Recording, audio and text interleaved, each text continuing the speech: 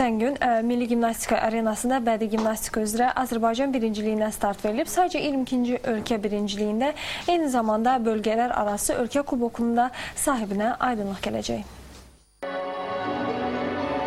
Bədii gimnastika üzrə Respublika birinciliyində paytaxtın 7 idman klubu və məktəbləri ilə yanaşı bölgələrdən olan idmançılar da qüvvəsini sınayır. Bunlar Xırdalan, Sumqayıt, Şirvan, Qusar, Göyçay, Gəncə, İsmayıllı, Kürdəmir və Naxçıvandan olan bədii gimnastlardır.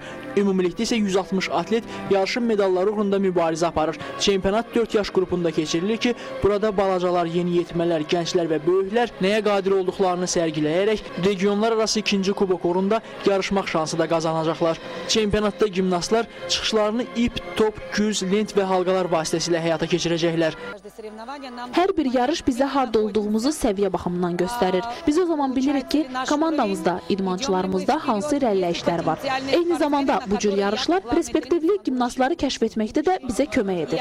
Həmin idmançıları da yığmamıza dəvət edərək onları daha yaxşı hazırlamağa çalışırıq.